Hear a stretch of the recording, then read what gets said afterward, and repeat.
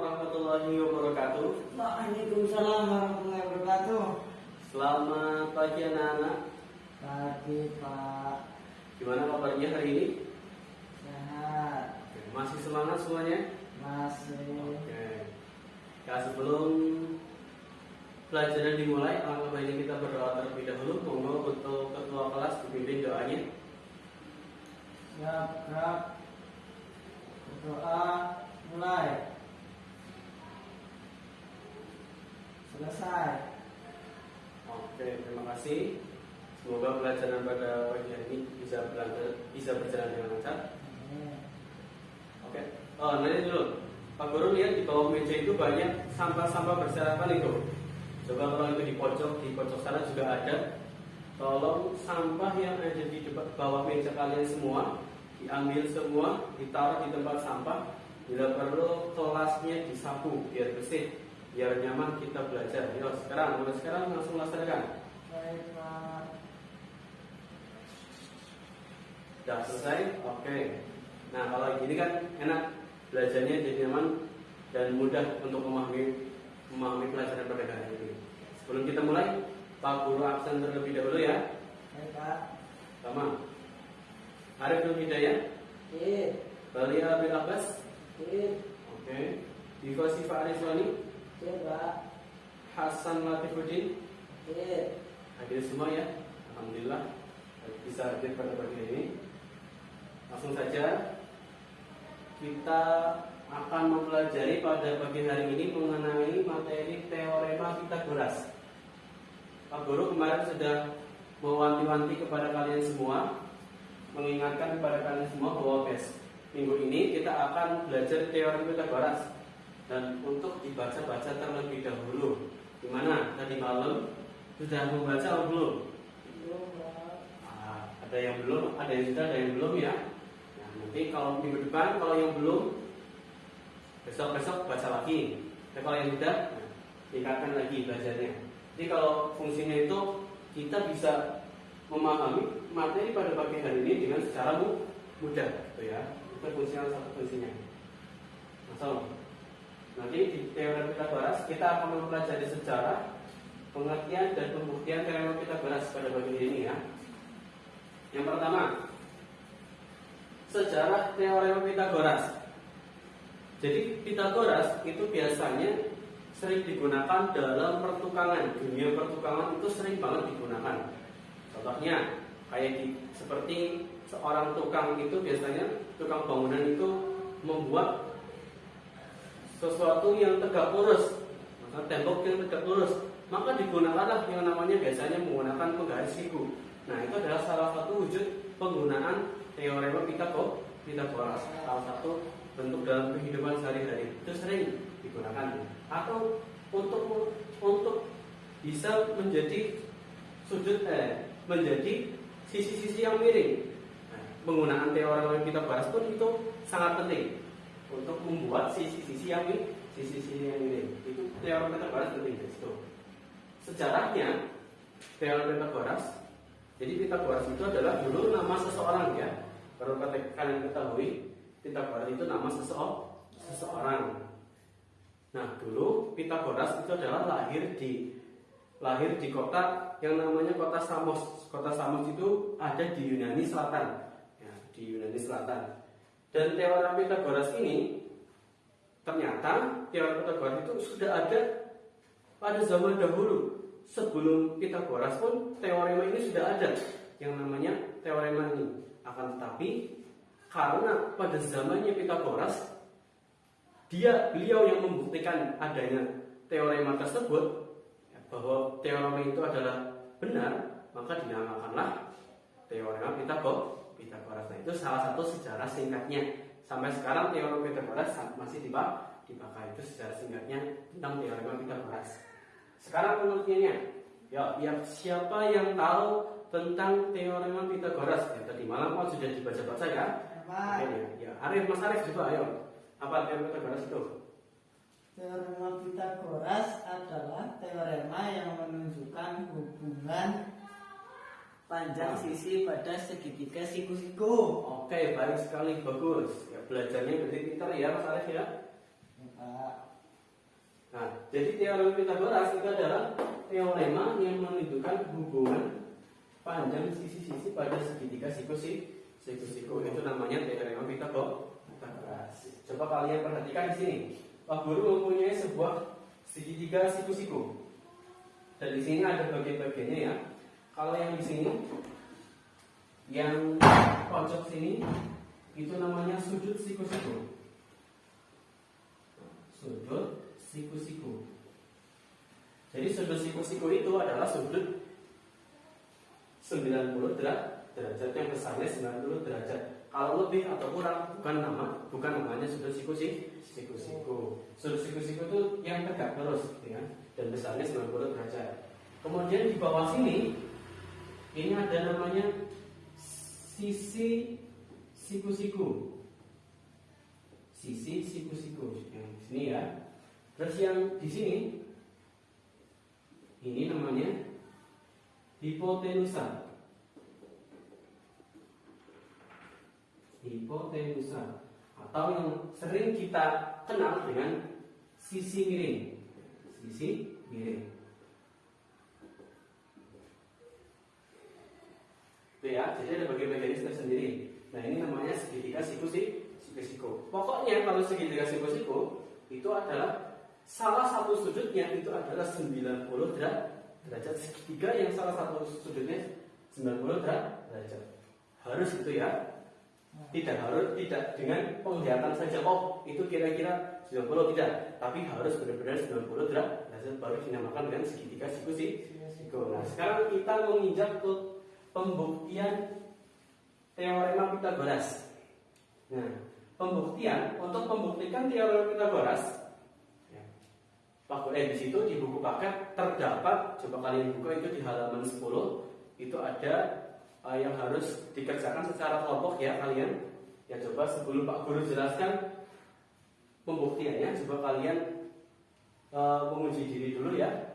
Secara berkelompok, Pak Guru bagi dalam suatu kelas ini menjadi 4 kelompok. Kelompok 1, kelompok 2, kelompok 3, dan kelompok 4. Ya silakan duduknya langsung melingkar ya, membahas tentang pembuktian. Nah, Pak Guru punya nih kertas origami sebagai medianya nanti untuk membuktikan daripada teorema Pitagoras. Coba ketua kelas ini dibagi tolong ya. Jadi kalian ikuti saja langkah-langkah di situ di buku paket, sudah ada langkah-langkah untuk pembuktiannya menggunakan kertas origami tersebut. Nanti Pak Guru setelah itu jelaskan di sini. Coba, ya kelas 1 mulai semuanya.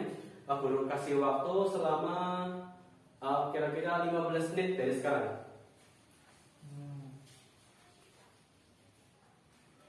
Ya, kelompok 1 gimana? Ada kendala? Nggak ada.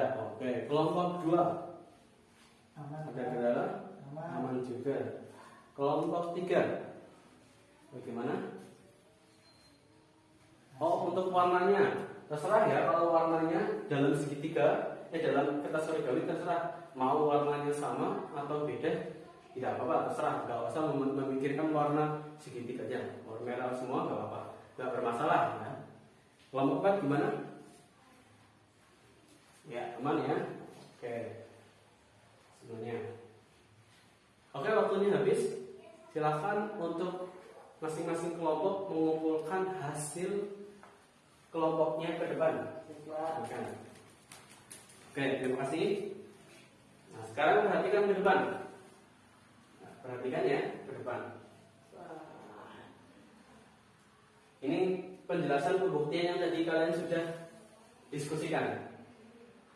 Di situ kita membutuhkan 4 segitiga siku-siku yang identik. Ya, 4 segitiga siku-siku yang identik.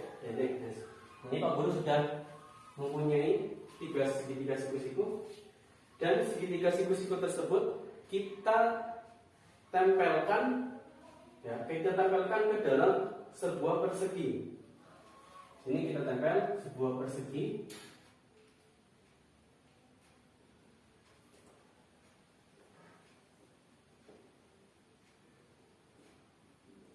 Oke, 1.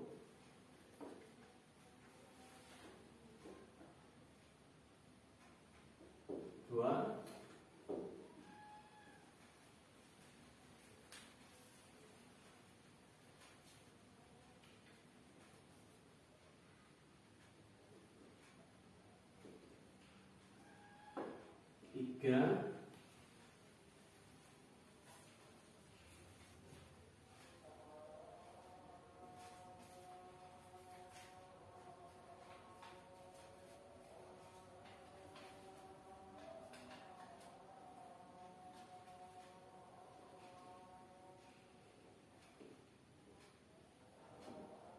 4. Nah, setelah ditempel, nah, tercipta di sini itu ada segitiga, ada persegi kecil. Di sini ada persegi yang besar dan di tengah sini ada persegi yang kecil. Jadi ada dua persegi ya. Nah, luas persegi yang besar ini adalah luas persegi yang besar sama dengan luas persegi yang kecil ditambah 4 kali luas segitiga siku karena di sini segitiga siku aja ada 4, 1, 2, 3 dan 4 itu ya.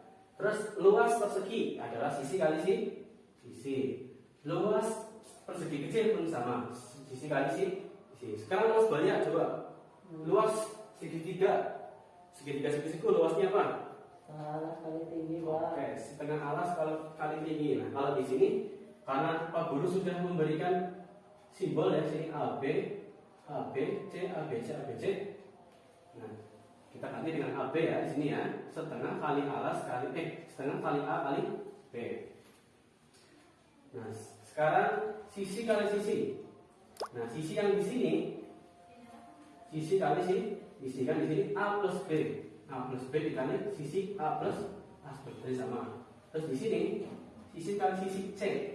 Ini adalah luas persegi yang kecil. Jadi yang di dalam ini berarti C kali C. Terus 4 setengah AB. Itu ya. Terus kita kalikan menjadi A kuadrat plus 2AB plus B kuadrat sama dengan C kuadrat plus 2AB sama dengan A kuadrat plus B kuadrat sama dengan C kuadrat plus 2AB min 2AB. Jadi terciptalah di sini menjadi seperti ini. A kuadrat sama dengan A kuadrat plus B kuadrat sama dengan C kuadrat. Itu ya. Ini tercipta, terbukti bahwa adanya teorema Pythagoras ini adalah benar. Untuk membuktikannya, mari kita menuju ke contoh soal. Ya, kita hapus dulu sini.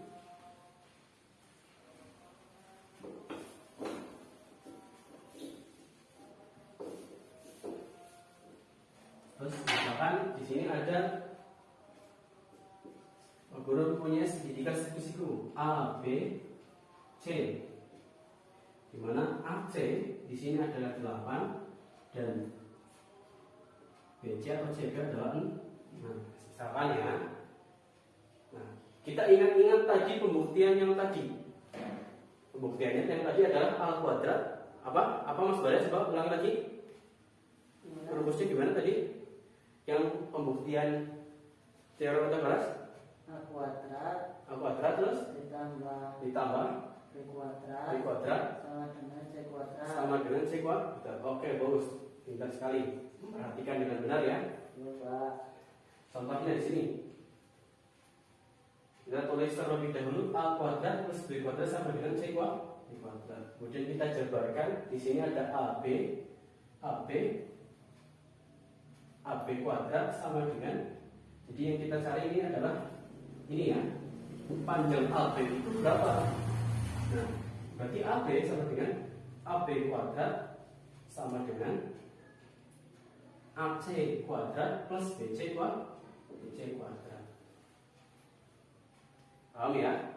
Nah, terus kita masukkan angkanya. AB kuadrat sama dengan 8 kuadrat plus 6 kuadrat. AB kuadrat sama dengan 8 kali 8 64 plus 6 kali 6 36. Oke, benar. Kita tambahkan AB kuadrat sama dengan 100 ya. Terus AB sama dengan akar terus AB sama dengan 10. Jadi panjang AB di sini adalah 10. Sudah terbukti gitu ya. Jadi pembuktiannya seperti itu. Coba sekarang Mas Hasan coba. Pak Guru punya soal. Sini punya soal, Pak Guru di sini tak ganti. Yang diketahui di sini bisa. Nanti yang dicari di sini. Yo, Pak Guru di sini tak ganti angka misalkan 5. Ini ganti angka 4. Coba Mas Hasan lucu, yo. Oke. Baik sekali Mas Hasan. Pintar ya. Sudah mengerjakan dengan baik. Ya, itulah pelajaran tentang mengenai teorema Pythagoras. Jadi kesimpulannya, teorema Pythagoras itu adalah teorema yang menunjukkan hubungan panjang sisi pada segitiga siku-siku. Nah, pembuktiannya kita mendapatkan seperti ini: A kuadrat B plus B kuadrat sama dengan C kuadrat. Gitu ya. Paham ya? Paham semuanya? Paham ya. Untuk nanti di situ di buku paket ada pelatihan soal ya. Nanti coba dikerjakan di rumah. Nanti minggu depan Pak Guru tak tanya lagi, dikumpulkan. Mungkin nanti bisa maju satu-satu, yang sudah selesai bisa dikerjakan di papan tulis semuanya. Ya, untuk hari ini seperti itu saja pertemuannya.